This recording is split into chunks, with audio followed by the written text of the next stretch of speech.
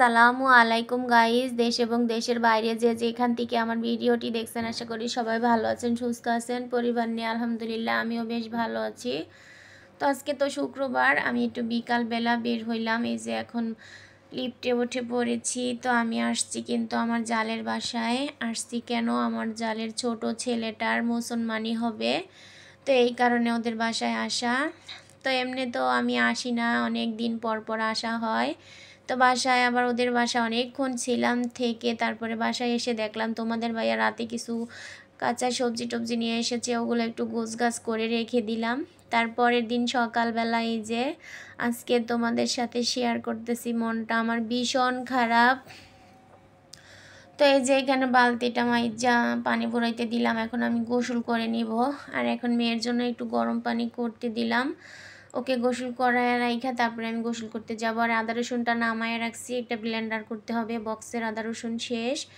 তো থালা বাসনগুলো ধুয়ে রেখে দিয়েছিলাম। সকাল হইতে কিন্তু আমি রান্না বান্না, কাপড় ধোয়া, ঘর মোছা সম্পূর্ণ কাজগুলো করে নিয়েছি, তোমাদের সাথে শেয়ার করা হয়নি। তাই দেখো আমি কিন্তু ডাল টমেটো দিয়ে পোয়া মাছ বোনা আর একটা সবজি রান্না করে নিয়েছি। তো এখন রান্নাটা এই যে গোছগাছ করে টেবিলে রেখে দিলাম, সাথে কিছু শসা কাটছি। আর কালকের একটু গরুর মাংস আছে, আর মেয়ের জন্য একটা ডিম সিদ্ধ করে নিয়েছি। আমার মেয়েটা কিচ্ছু খায় না আজকে 2 দিন যাবত। তো আমার এই কারণেই মনটা ভীষণ খারাপ। বাচ্চাদের কিছু হইলে মায়ের মন একদমই ঠিক থাকে না।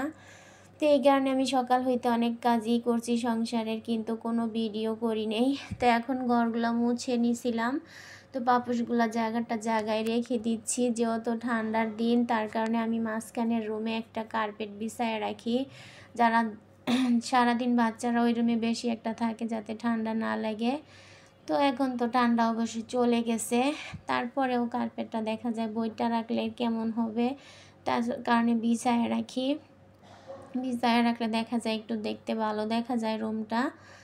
তারপরে এখন আমি একটু ওয়ারড্রপের উপরটা একটু মুছে নিচ্ছি, যেহেতু ধুলাবালি পড়ে যায়। আর এই দেখো কালকে আমার মেয়ের জন্য রাতে 11টা বাজে নিচে নাইমা ওর জন্য গ্যাসের ওষুধ আর বমির ওষুধ আনছি। ওকে যাই খাওয়াই আমি, ও বমি করে দেয়, কিচ্ছু খেতে চায় না, আর খালি বলে পেট ব্যথা করে।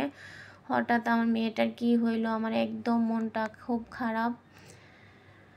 তো এখন এগুলো একটু সুন্দর মতো গোছগাছ করে সব রেখে দিলাম। এটাই তোমাদের সাথে শেয়ার করলাম যে দেখো আমি সকাল হইতে অনেক কাজ করছি, আমি কিন্তু তোমাদের সাথে কিছুই শেয়ার করি নাই।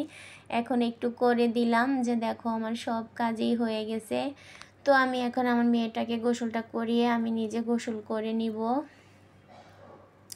তারপরে নামাজ পড়ে একটু চেষ্টা করব যাতে ওকে একটু কিছু খাইয়ে দিতে পারি। তো তোমাদের ভাইয়া কিন্তু ফোন করছিল যে মেয়ের জন্য কি আনবো, আমি বললাম কিছু একটা নিয়ে আসো, ফল টল দেখি খাই কি না।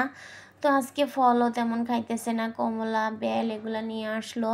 তারপরে ওকে আমি যে বাগানে বসিয়ে গোসল করিয়ে দিব, এখানে অনেক রোদ আছে, তো এখানে গোসল করাই আমি ওকে সব সময়ই।